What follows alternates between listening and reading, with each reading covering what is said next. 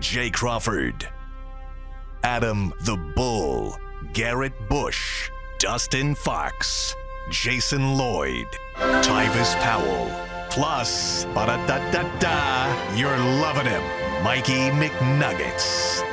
And so many big names, it would take me hours to say all of their names. The ultimate Cleveland sports show starts now. Booyah!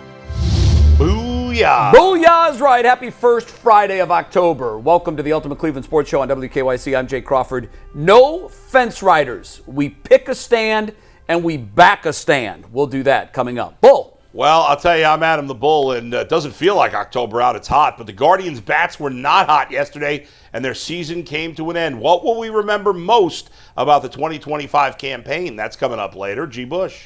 G. Bush, leader of the Kool-Aid Mafia, and are we drinking the Kool-Aid? On Dillon Gabriel, he makes his first start in London. We will tell you what the headlines will say before we even get there. Jason. Browns got a great defense. Vikings have great receivers. Justin Jefferson, Jordan Addison against Greg Newsome. And, of course, Denzel Ward. Who has the advantage on the outside? We're going to talk about it. Mikey. But we're going to start with the biggest story of this game, and that is obviously the NFL debut for the Browns. First rookie quarterback taken this year, and that was Dillon Gabriel. Guys, we just went over the numbers in the YouTube show on how Gabriel's fared against the blitz and how often Brian Flores likes to bring the blitz against their opponents this season. So, realistically speaking, what do you think we can expect to see from Dillon Gabriel in his first career NFL start? Well, hopefully it's a standing ovation clap from Jay. Like, No, that was one of those no-see-em fruit flies we have. Apparently we're harvesting them down here in the studio. well, I go ahead and Random start. clap. Hey, random. Like, Jay, I'm like, okay. I tried to look away. I ain't seen nothing. Jason looked at me like, what the hell are you doing? I think Dillon Gabriel. I think he'll do enough, right? I think this is a winnable game. Like, this is a game people acted like they was going to a war zone or something. They're going to London. You can't bring Dillon in there. Nah, I feel like this is a nice neutral atmosphere for him. I think that he will get rid of the football quickly. I think Kevin Stefanski will try to get the ball out of his hands. If he can give you a 175, a one touchdown, and maybe a pick, but the pick ain't in their own territory, a pick six, you got a defense in a run game that you could pretty much lean on, Jason. I think he'll play okay. I'm just looking to see if he looks like he's just not swimming and unprepared. Competent and clean. That's the expectation for me, is just be competent. You can't expect Dillon Gabriel to win you the game. You just don't want him to lose you the game. I agree. This is a very winnable game, especially with Carson Wentz starting on the other side for the Vikings.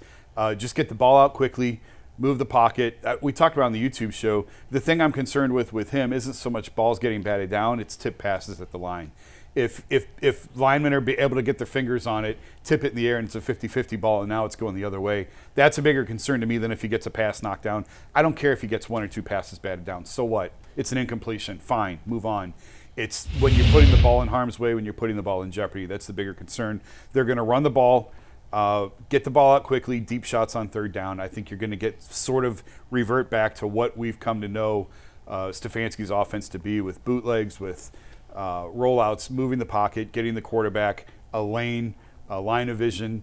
And I do think at times we make too much of the height. He's 5'11", he's not 5'7". He doesn't have maybe the crazy athleticism that a Kyler Murray has or some of these other smaller side quarterbacks. But I think sometimes we make just a little bit too much of the height. I think he's going to be fine. Dillon Gabriel is the first quarterback. This is Kevin Stefanski's sixth year as head coach of the Browns. And he's the first quarterback to start a game for the Browns that we know for sure Kevin Stefanski wanted on this team. Can't say that about anybody else. Baker Mayfield wasn't drafted by Kevin Stefanski. At the end of his time here, the relationship between Mayfield and Stefanski and the blame on both of them played into Baker being moved out. We don't know that he wanted Deshaun Watson. It's easy to say now that everybody wanted him. Certainly most fans did. But we don't know if Kevin Stefanski really wanted to go down that road. In fact, Deshaun Watson didn't really fit what Kevin Stefanski wants to do. The rest of the quarterbacks they've had here are journeymen or never was. Now, we don't know what Dillon Gabriel is, but we know that Kevin Stefanski likes this guy. he, like Andrew Berry, speak advanced nerd, and allegedly Dillon Gabriel does too. So if everybody's speaking advanced nerd, they should be on the same page. That doesn't mean Gabriel has to be great right away. That would be unreasonable to expect him to be great. What you guys have said about, be clean, be efficient, that's fine. That's all you're hoping for him today. But don't as G. Bush would say, don't get it twisted. Yes, sir. Over the next 4 to 6 weeks, Dillon Gabriel is a referendum on Kevin Stefanski, in my opinion. And if his play doesn't improve as he goes, that says a lot about Kevin Stefanski to me. Yeah, very well said. Now, all that being said, he likes him. He may not love him. It's not like he took him in the first round. It's the third-round pick. Yeah, he took him in the third round. But Bull makes a very good point. Everybody else was here because happenstance, like they needed a body, or in the case of Watson, we really don't know. One day that autopsy will be performed and someone will write about it. But we really don't know who was driving the bus on that. But I never got the feeling that it was Kevin Stefanski. Stefanski was saying even before Baker was moved, we could win with him. We can. Well, but the relationship had soured between the two. I've seen quarterback-coach relationships sour and rebuild. Yes. But it's a very valid point. No, it's not a first-round draft pick, but Stefanski loves him, wanted him here, and is ready to see what he can do. So I do think you're right. We need to judge Kevin Stefanski fairly on this, and I don't expect it to happen in week 1. No. But if by week 13 we've decided that he ain't it either, and we've moved on to Shedeur, that is a negative mark on Kevin Stefanski. You're the quarterback guru. We saw last night in San Francisco, it doesn't matter who Kyle Shanahan has a quarterback. He can have Bull, and he's going to win games. I believe he could win a game with Bull. I'm a lefty too. Me and Dillon Gabriel, let's go. Let's get it done. I look like I just ate Dillon Gabriel. Yeah, facts. Here's what I expect. Like you, I expect a clean operation. I expect there will be an interception because he's a rookie quarterback.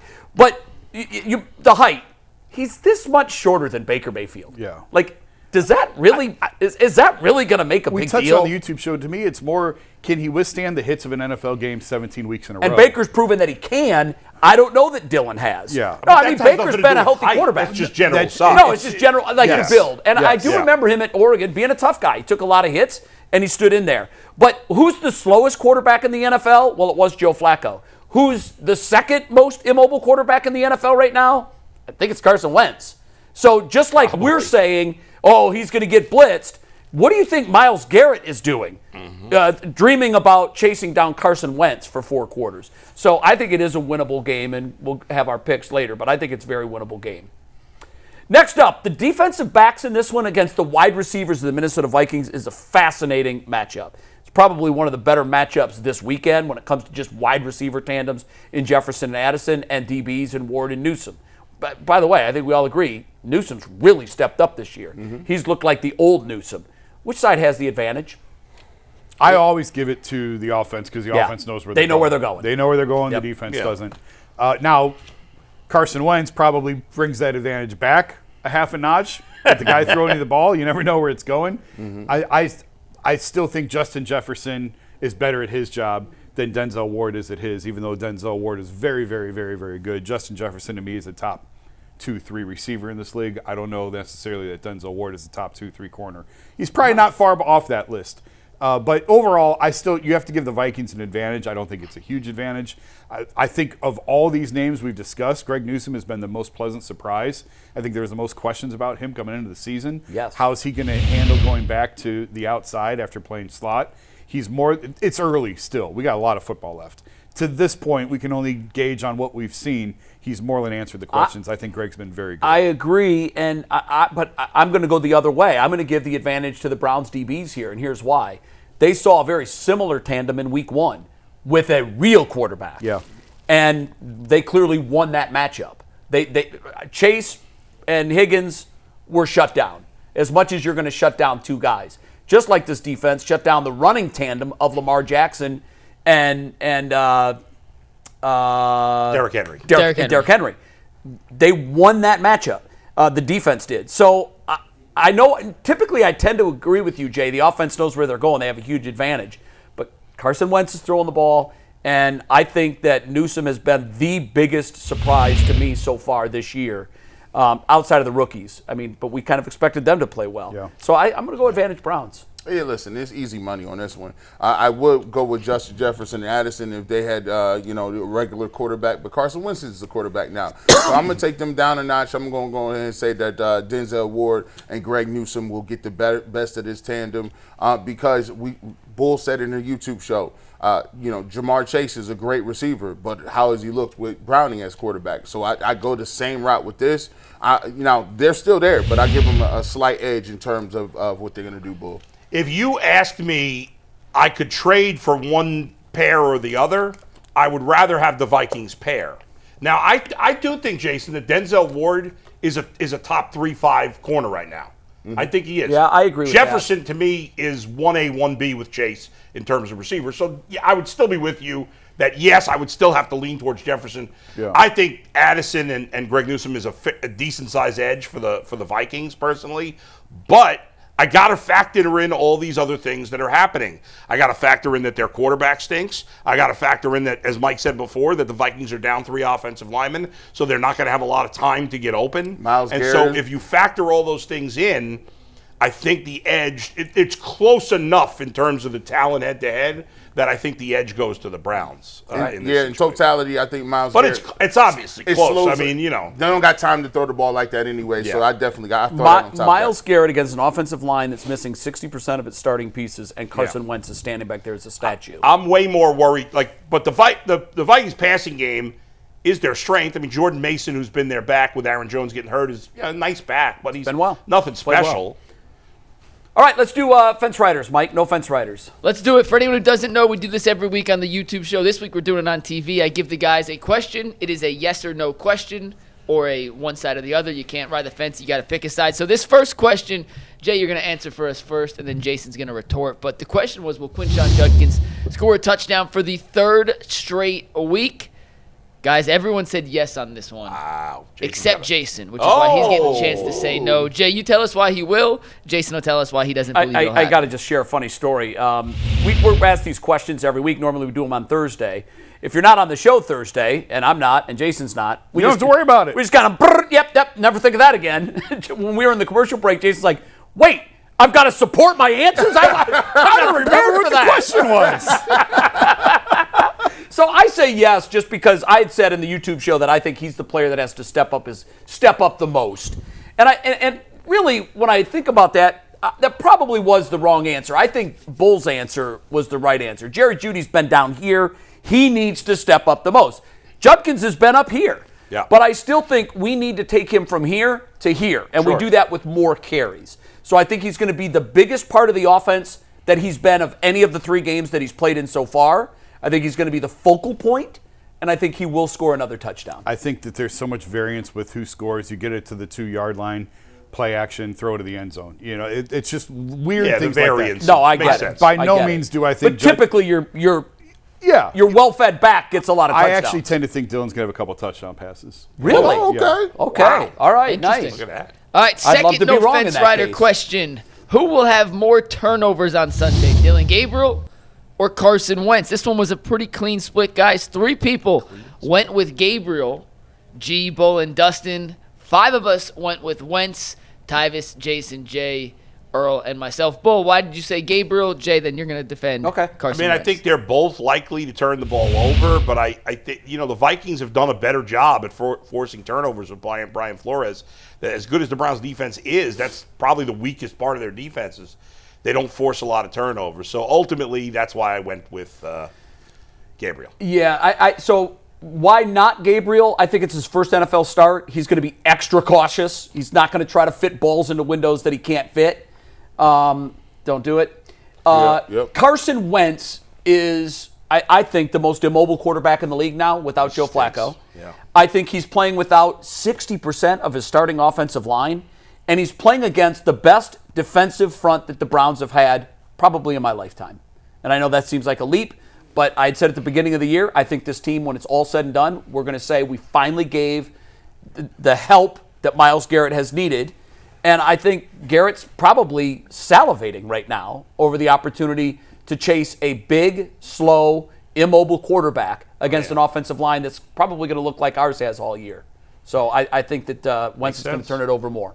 Question number 3. Will either team score 20 or more points in this game? It's 2 of the better defenses, 2 of the more struggling offenses. 5 of you believe it will happen. Bull, Dustin, Earl, Jason, and Jay said, yes, they will score 20. Tyvis, G, and myself said no. Jason, you tell us why they will score 20. G, you can explain why you believe it will not happen. Because, again, I think Dillon's going to be a little bit more competent. 20 is not a very high bar. Well, it's either team.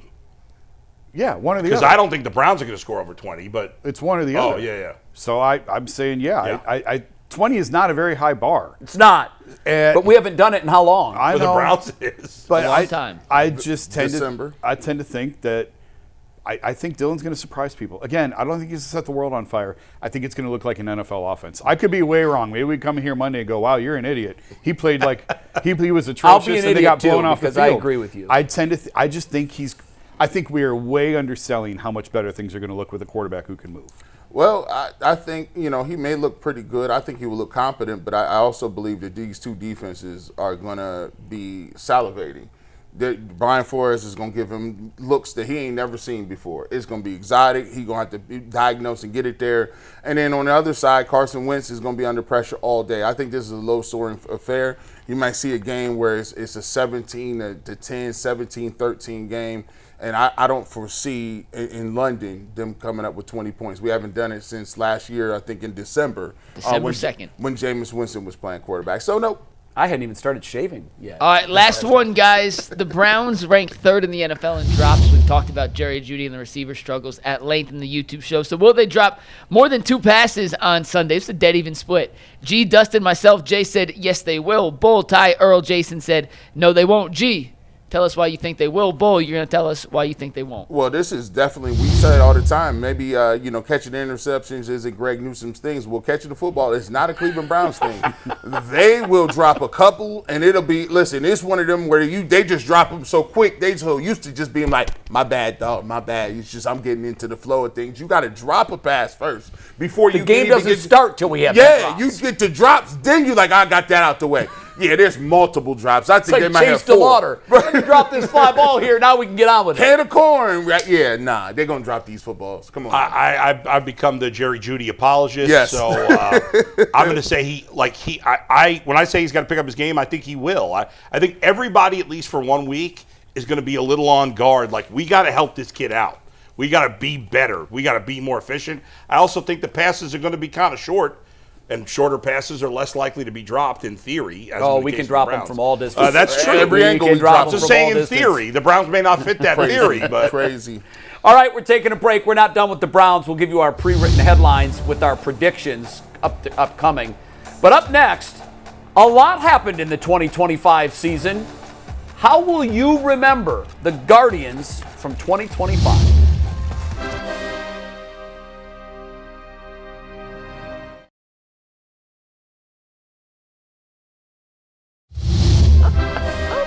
Oh, I only wish the people at home could enjoy the conversation in the commercial break. extra spicy. You'd have to pay a lot extra for that.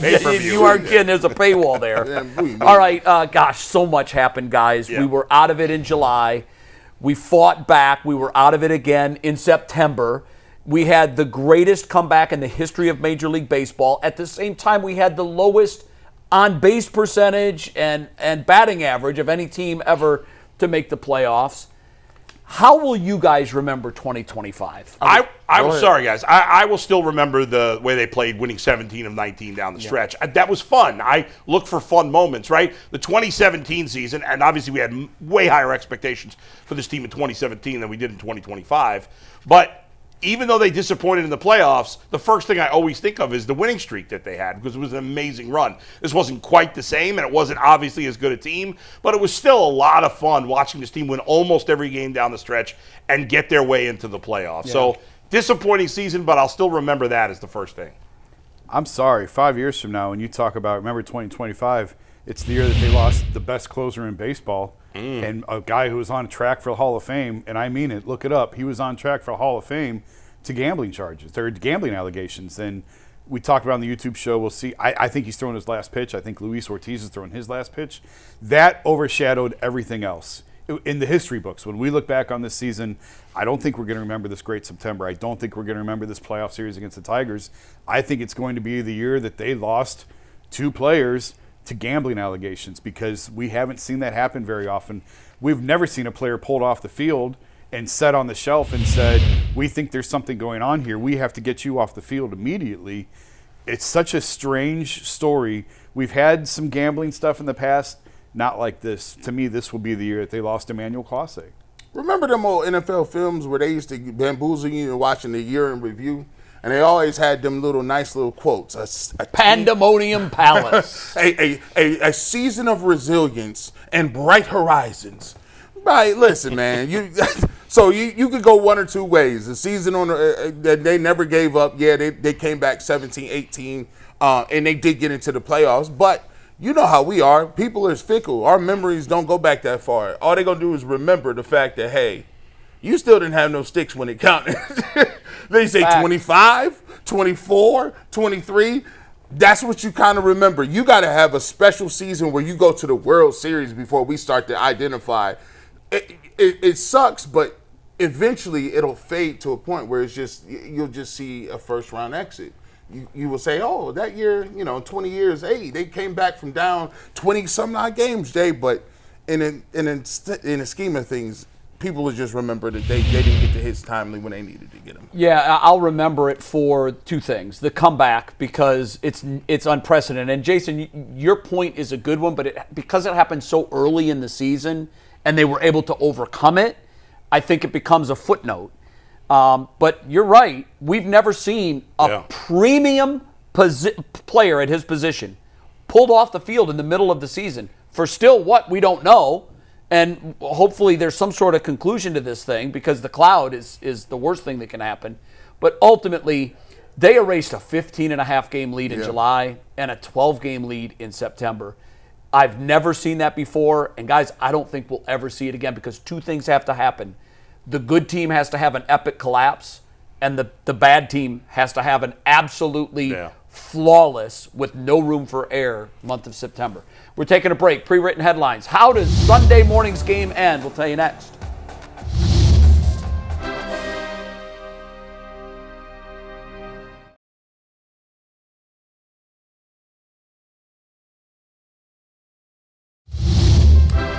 All right, it's our favorite segment on the Ultimate Cleveland Sports Show. It's where we're usually wrong.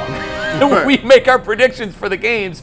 And you have to be careful. If we all go one way, it's a book that it's going to go the other way. Yep. But I'm not sure that we're going to have that. I don't think that was the case last week. We all had the Lions. Yeah. So here we go. I think the Browns are going to play better, and I think it's going to be competitive, but I think in the end it's not going to be enough. Let's go to my headline, please. Offense improves, but results remain the same. Vikings sink the Browns 24-21. So you got both teams over 20. I do. I like it. You've all heard of Abbey Road and the Beatles, right, over in London. Well, let me present to you Gabby Road. Browns take Gabby Road to win. Dillon Gabriel leads Browns a 2017 win and first NFL start. We've talked about it all day.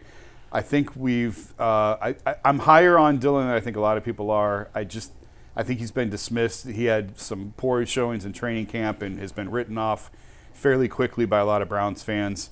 I don't think he's the quarterback for the next 15 years. I think he will be competent, and I think they're going to surprise some people on Sunday. Hope you're right. Man, listen, man, we're going to see. I'm not as upright and confident about the Browns making a victory, but I will say that, like Jay said, I think they are a little bit better than they were. Late turnover seals the deal. Gabriel shows promise. Misspelled. Almost promise. Almost promise. A little bit of promise, not all the promise. He didn't quite earn the E.